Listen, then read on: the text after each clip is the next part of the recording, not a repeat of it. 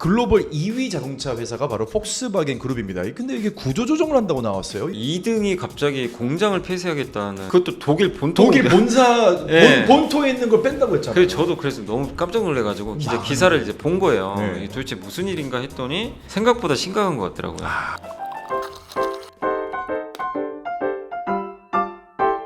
매일같이 느껴지는 지식 갈증, 오늘도 저희 경제살롱에서 지식 한잔 하고 가시죠. 어서 오세요. 진행자 배우 박주민입니다. 오늘은 주주분들 다 오세요. 주식 이야기 좀 나눠봅시다. 요즘 주식시장이 아주 연불리 주주클럽 LS증권의 염승환 이사님 모셨습니다. 어서 오세요. 네, 안녕하세요. 웃는 게 아니죠. 아니 이게 이거 왜 그런 겁니까 이거?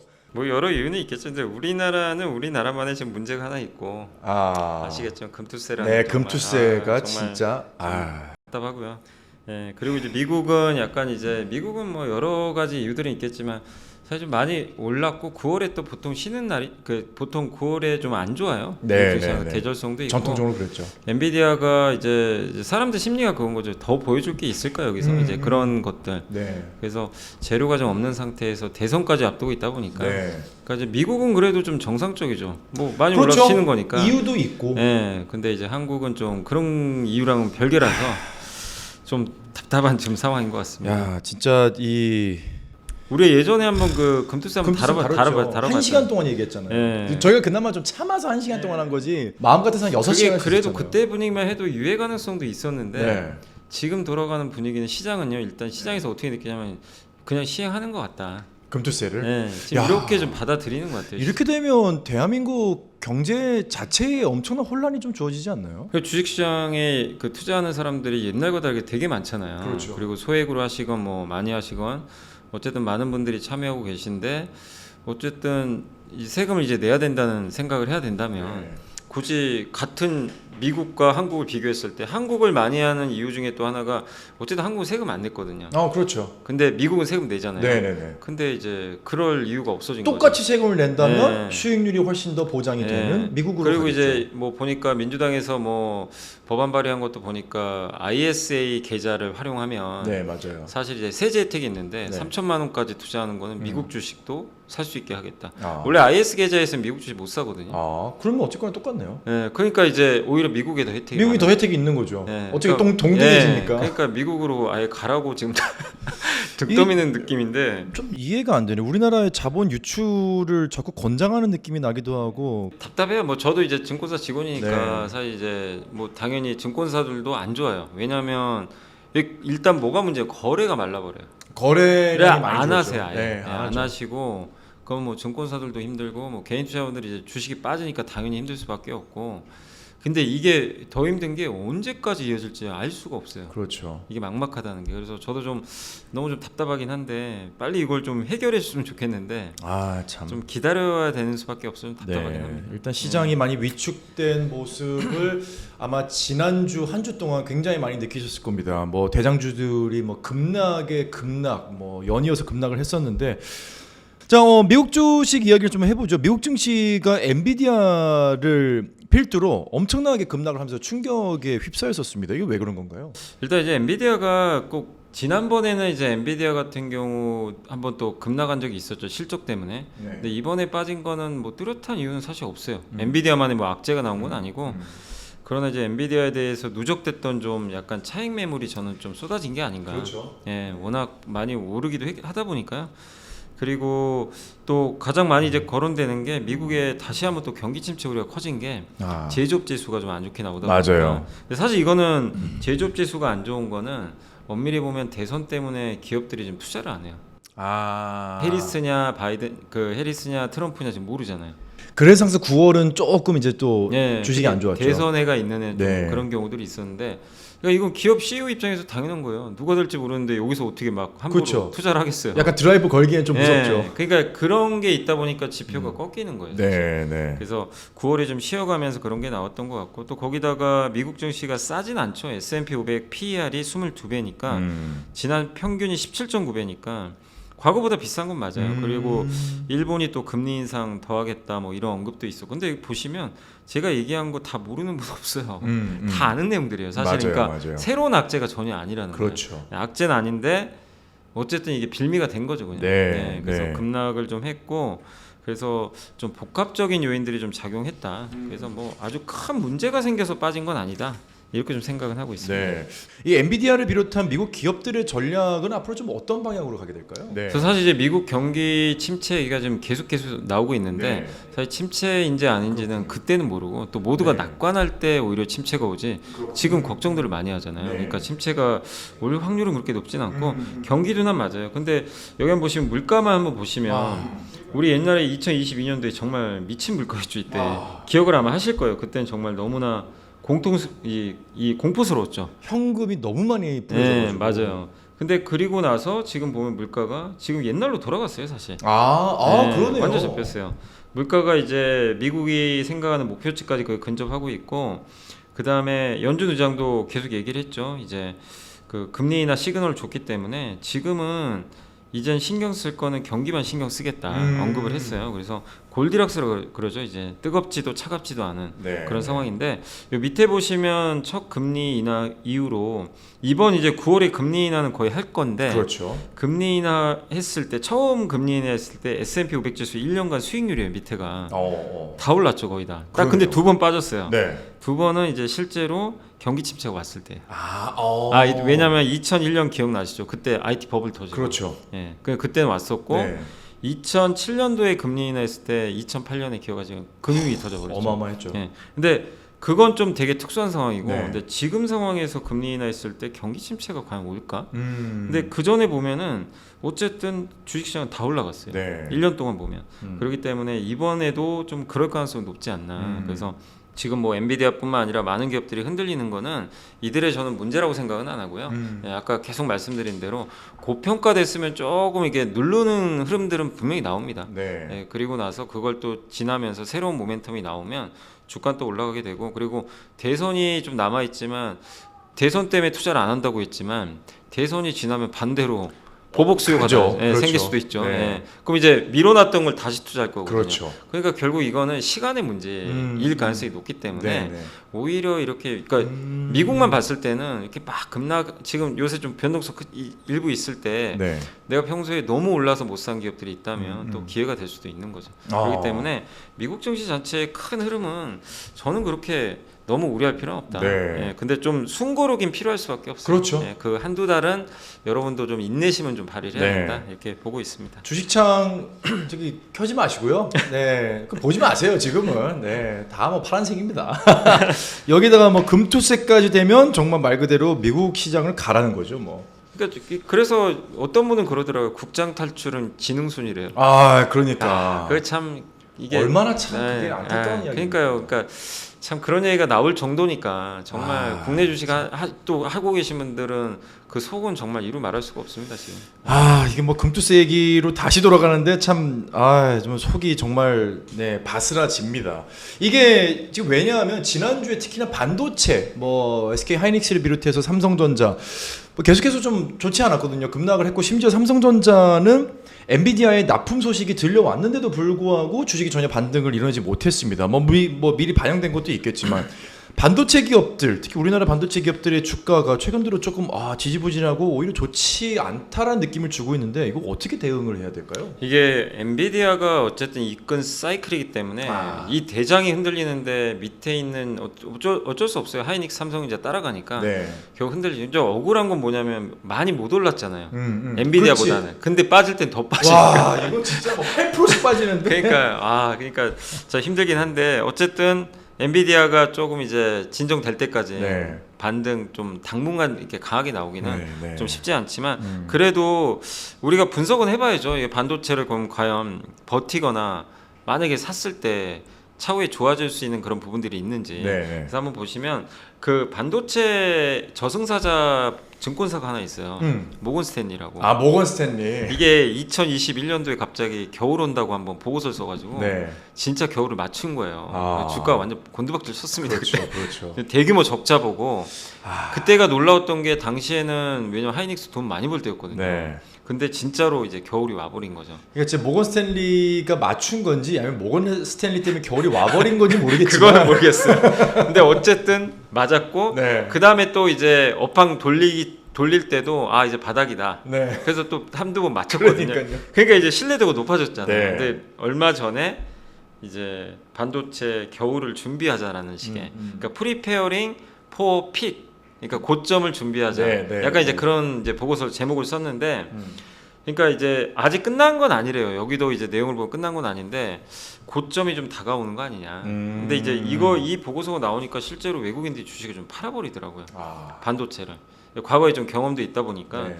근데 제가 생각했을 때는 이제 과거랑 조금 다른 건 반도체 사이클을 타는데 이 반도체 사이클이 너무 수요가 많으면은 뒤늦게 공급을 확 늘리죠. 네네. 그래 물건 돼야 되니까. 그렇죠. 근데 수요가 꺾일 때는 공급을 줄일 수가 없어요, 바로. 아 줄일 수가 없죠. 그래서 공급 과잉이 생겨요. 저희가 네, 맞아요. 지난 몇 년간 또 삼성전자의 그 맞아요. 공급 과잉을 네. 봤었죠. 네. 그래서 항상 사이클이 반복되는데 마찬가지 내용이죠. 이번에도 그럴 수도 있는데 근데 과거랑은 다른 게 이번 사이클은 HBM 사이클이고 HBM은 주문형이에요. 네. 주문을 줘야만 만들어요. 미리 만드는 게 아니에요. 기존 반도체 미리 다 찍어놓죠. 그렇죠. 네, 누가 안 사도 찍어놔요. 그렇죠. 재고를 갖고 네. 있죠. 근데 HBM은 이제 주문 받고 이제 공급을 딱 해주는 거니까 네. 접시에. 그러니까 공급 과잉이 나오기가 되게 좀 어려운 구조기도 오. 하고 그리고 AI 모멘텀이 뭐 설사 좀 소진됐다고 치자고요. 네. 약간 이제 워낙 주가들이 그동안 올랐으니까 그러면 삼성 하이닉스가 AI만 만드는 게 아니죠. 아 그럼. 예, 뭐 지금 스마트폰에 들어가는 반도체, 태블릿 PC, 뭐 저 카메라도 있을 거고 뭐 PC에도 들어갈 텐데 여기 들어가는 반도체 수요는 아직은 약해요. 근데 이 사이클이 올 수 있다는 거예요. 네. 근데 그거는 아직 반영이 안 돼 있거든요. 근데 그게 아직은 반영이 안 됐는데 공급과잉 간다는 건 좀 너무 좀 이른 거 아닌가 네. 그렇게 보고 있습니다. 그래서 여기도 나와 있지만 몇 가지 이유만 좀 말씀드리면 내년에 전통 반도체가 좀 괜찮을 것 같아요. 그러니까 오. AI 말고도 네. 뭐냐면 코로나19 때 노트북 많이들 사셨죠. 집에서 근무하기. 그렇죠. 예. 그거 보통 4, 5년 지나면 이제 교체하거든요. 네. 요 사이클이 이제 한번 돌아올 거고 내년이면 코로나 이제 특수가 끝나고 네. 그다음 또 한 가지가 이제 애플 아이폰에도 AI 들어가지만 온디바이스 AI 기기가 많이 나오니까 보통 이러면 D램에 탑재되는 용량이 증가하죠. 요즘에 PC도 좀 고사양 PC들 많이 사시잖아요. 네. 네. 그런 것처럼 그리고 2018년도에 기억하시겠지만 그때 막 유튜브 한참 인기 있을 때 그 주요 빅테크 회사들이 서버 투자를 엄청 했어요. 당시에 그래서 반도체 슈퍼사이클 한번 왔거든요. 네.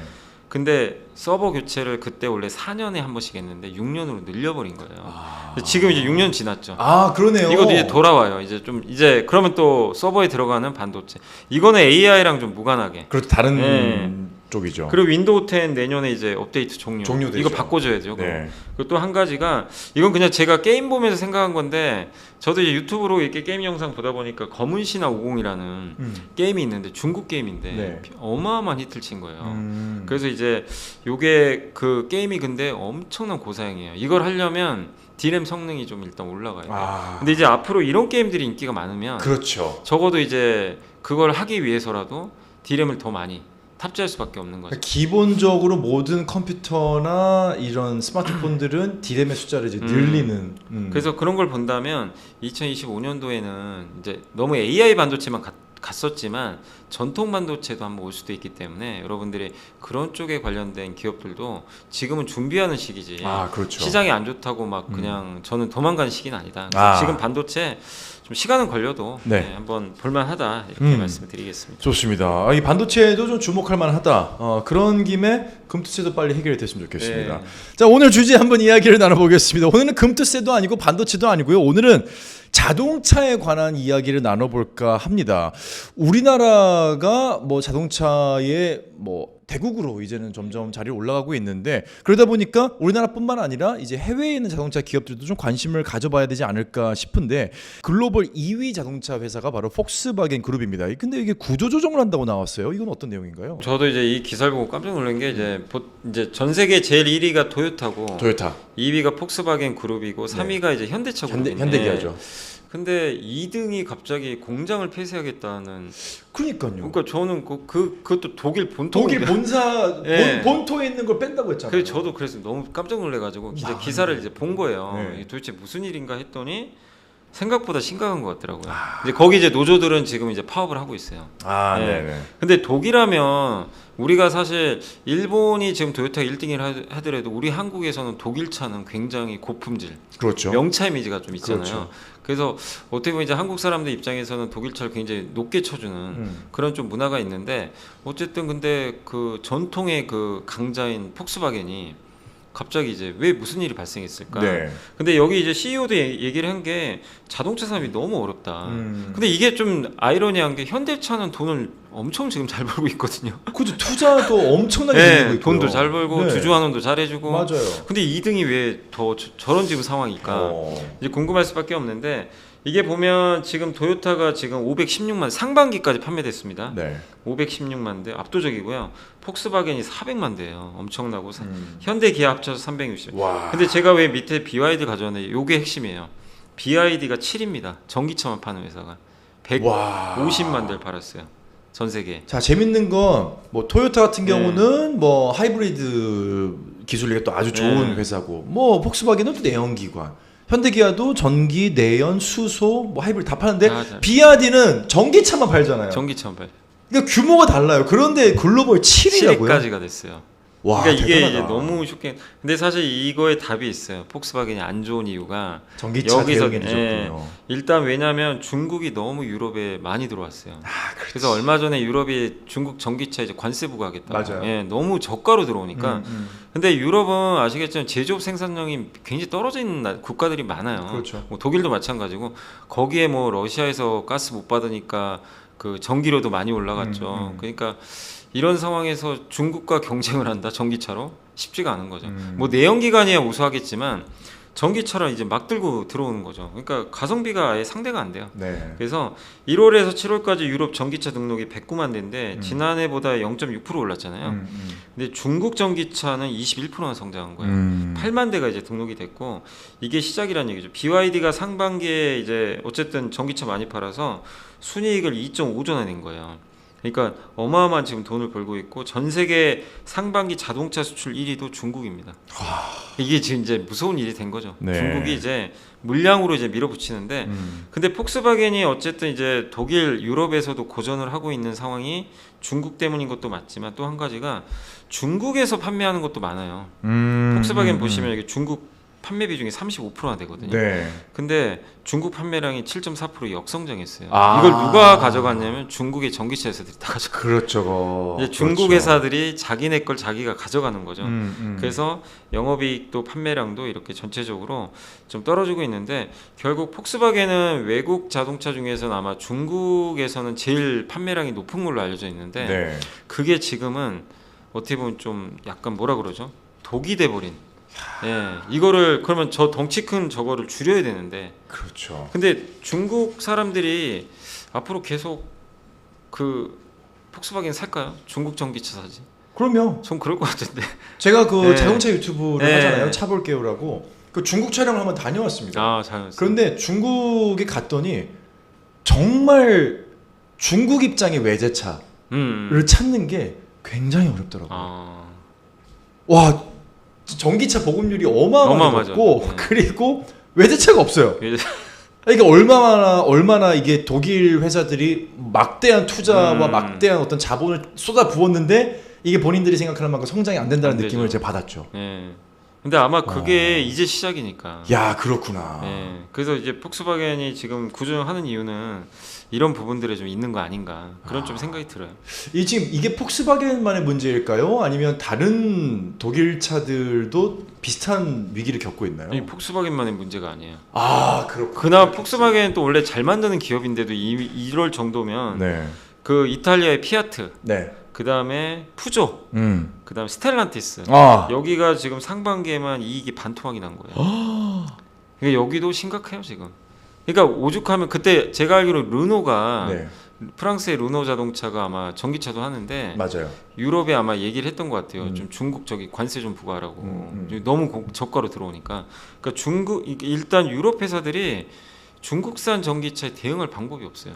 왜냐하면 하이브리드가 좀 약해요 또. 음. 토요타나 현대차 하이브리드 잘하죠. 네. 그러니까 전기차가 안 팔리거나 중국이 전기차로 공격하면 하이브리드로 방어해 주면 돼요. 그렇죠. 근데 유럽은 그게 잘 안 돼요. 유럽은 전기차 아니면 그냥 내연기관차인데 네. 근데 내연기관차보다는 점점 이제 전기차 쪽으로 바뀌곤 있는데 네. 이 전기차 투자는 해야죠. 거기다가 지금 어쨌든 중국은 또 견제를 해야죠. 이러다 보니까 악순환이고 이게 이 사례가 이제 좀 비슷하게 이제 약간 오버랩 되는 게 옛날에 1980년대 토요타가 미국에 막 수출할 때 그때 미국이 규제 들어갔거든요. 아. 너네 그만 좀 수출하라고. 네네네. 예. 그래가지고 수출 쿼터제 해가지고 막았는데 그래서 토요타가 뭐를 했죠? 그때 미국에 공장 지어버렸죠, 직접. 아, 그렇죠. 수출 못하게 막아버리니까. 네. 그래서 이제 현지 공장 짓고 이제 어쨌든 1등 한 건데 지금 유럽의 또 고민은 그거죠. 유럽에다 중국이 또 공장 지을까봐. 짓고 있죠. 이미 짓고 있는 데도 있고. 이미 짓고 있군요. 예, 짓고 있는 데도 있고. 근데 그거를 미국은 아시겠지만 중국이 짓는 거 못하게 하잖아요. 애당초 처음부터 야 너네도 그러려고 하는 거지. 너 들어오지 마. 근데 그렇죠. 유럽은 좀 그런 스타일은 아니에요. 그러면 만약에 현지의 공장들이 깔리기 시작하면 네. 유럽 자동차 회사들이 더 쉽지가 않죠. 사실. 이제는 진짜 도산된다는 소식도 이게 진짜 무서운 일이에요, 사실은. 들릴 수 있겠어요. 네, 정말로. 그러니까 오죽하면 폭스바겐이 공장 하나를 지금 없애려고. 그것도 독일에서. 네, 독일 기업이. 그러니까 진짜 이게 우리나라의 그 울산 공장이 만약에 하나 폐쇄된다고 생각해 보세요. 와, 그렇죠. 말도 안 되는 거죠. 말도 안 되는 거죠. 네. 근데 그런 일이 지금 생기고 있으니. 야, 이게 보통 그냥 우리가 그냥 기사로 아 그렇구나가 아니라 음. 엄청난 지금 변화가 하나 생겨버린 거예요. 이게 지금은 폭스바겐 혹은 독일 자동차 완성 업체들의 이야기지만 나중에는 이게 우리나라의 유수의 기업들 뭐 업종을 막론하고 예를 들어 현대자동차라든지 뭐 삼성전자라든지 이런 회사들이 이제 뭐 공장을 폐쇄한다는 이야기가 들려올 수도 있다는 좀 불안감이 들면서 우리가 대응을 잘해야겠다라는 생각이 좀 듭니다. 근데 보통 이렇게 업체가 좀 휘청거리면 사실 반대로 얘기하면 이 아성이 무너지면서 그 무너진 잔해에서도 새싹이 돋아나잖아요. 네, 맞아요. 예를 들어 뭐 노키아라든지 모토로라가 그렇게 왕권을 갖고 네. 있을 때 무너지면서 삼성전자가 네. 이제 스마트폰을 맞아요. 치고 올라갔듯이 이 폭스바겐의 위기는 혹시 현대자동차가 2위로 도약할 수 있는 기회로 올 수도 있을까요? 저는 그렇게 될 것 같아요. 근데 그 이유를 저도 이제 한번 설명해드리면 네. 불행 중 다행이라고 해야 될지 모르는데 현대차가 의도한 건 사실 아니에요. 중국 비중이 얼마 없어요. 맞아요. 이건 현대차 의도는 안 한 거예요. 맞아요. 안 팔려. 차가 안 팔려. 중국에서 안 팔려 우리 차가. 현대차를 안 사. 아이고 진짜 이해가 안 돼. 아니 삼성전자도 안 팔리고 현대자동차, 기아자동차도 안 그러니까요. 팔려요. 근데 그게 오히려 지금은 화가 아닌 거죠. 그렇구나. 이게 아까 말씀드린 폭스바겐의 정반대 상황이에요. 음. 그러니까 옛날에 사드 리스크 때문에 네. 중국이 우리 안 샀잖아요. 그렇죠. 기억하시죠? 근데 네. 그러면서 현대차가 진짜 노력 많이 했거든요. 중국이 왜냐면 중국 시장이 제일 크니까 네. 이거 놓치면 안 된다. 그래서 했는데도 안 사는 걸 어떡합니까? 그때 진짜 고생 많이 했어요. 네. 그래서 이제 다변화했던 게 인도나 맞아요. 그리고 차라리 미국에 더 집중하자. 인도 갔죠. 네. 근데 그때는 주가도 되게 안 좋았고 중국이 안 되니까 야 저기 토요타나 폭스바겐 저렇게 잘하는데 현대차는 뭐냐. 그렇죠. 이런 평가 사실 그땐 받았어요. 네. 지금은 역전됐죠. 와 그때 뿌려놓은 씨앗이 이제 크고 있는 네, 거죠. 그래서 중국 점유율도 거의 없는데 잃을 게 없어요 현대차는. 중국에서 뭐 중국 차들이 뭐 잘 팔리고 말건 어차피 중국에선 별로 잃을 게 없는. 그렇구나. 중국 비중이 6%밖에 안 되니까 더 낮아질 가능성도 있어요. 그렇죠. 근데 여기 보시면 현대차의 지금 미국 비중이 22% 정도 되고요. 유럽이 16, 그다음에 인도가 12, 한국이 18이에요. 이거 근데 배분이 되게 좋네요. 잘 돼 있죠. 굉장히 네. 인상적이네요. 근데 여기는 그냥 포기한다고 치고 그렇죠. 그럼 남은 걱정은 좀 여긴 걱정은 돼요. 여기서 중국과 싸워야 되니까. 그렇죠. 그건 그렇죠. 있는데 네. 근데 어쨌든 유럽이 일단 관세로 방어해 주니까 그러면 나머지 세 개의 국가를 한번 여러분이 생각해 보시면 한국, 인도, 미국에서는 중국차 찾기가 쉽지가 않습니다. 네. 우리나라에서 중국차 보신 적 있어요? 거의 보기 힘들죠. 진짜 없어요. 그죠? 네. 없죠. 거의 네. 없죠. 뭐 가성비 좋다고는 하지만 네. 그나마 테슬라 그 중국에서 조립한 거 정도 들어온 거지. 그렇죠. 예. 네. 그리고 인도는 원래 좀 중국을 되게 또 싫어하고. 국경 분쟁도 있고 사이 안 좋죠. 미국은 말할 것도 없고. 그럼요. 미국 사람들이 중국차 타려고 할까요? 그러니까 이게 중국과 대척점에 있는 나라들을 공략을 한 게 정말 네, 어떻게 보면 되네요. 지금 보면 그러니까 네. 중국과 경쟁 강도가 약해요. 현대차가. 이래서 저는 오히려 기회 같고. 그렇구나. 근데 폭스바겐 정반대잖아요. 지금. 네. 중국과 지금 무한 경쟁을 해야 돼가지고. 그러네. 그러니까 이제 그 빈자리를 우리가 채울 수가 있고 또 한 가지가 이건 지난번에도 한번 설명드렸죠. 지난 시간에도 한번 말씀드렸던 건데 미국 경기가 좋아서 현대차가 잘 판 게 아니라 현대차 스스로 미국 차를 잘 팔았다. 경기와 상관없이 현대차는 잘했다. SUV. 네, 지금도 이번에 제가 업데이트 그 자료를 좀 보니까 8월 지금 이제 최신 미국 그 판매 데이터를 보니까 SUV를 또 이번 달에도 팰리세이드가 한 90% 정도 팔렸더라고요. 와. 작년보다. 오. 하이브리드도 이게 매출이 폭발하려고 그랬어요. 네. 그러니까 하이브리드랑 그 SUV 현대차나 기아의 이 라인업들이 미국에서 인기가 지금 너무 좋아요. 그래서 이번에 점유율이 11% 찍었어요. 네. 미국에서. 오. 포드랑 1% 차이 나요 이제. 미국에서 8월에. 포드랑요? 예. 이제 조금 있으면 포드 역전할 수도 있어요. 만약에 좀만 더 노력하면 와, 이게 지금 SUV 쪽에서 이 성과를 내고 있는 거죠. 와, 그 정도구나. 포드는 사실 미국의 거의 국민차 아닌가요? 그렇죠.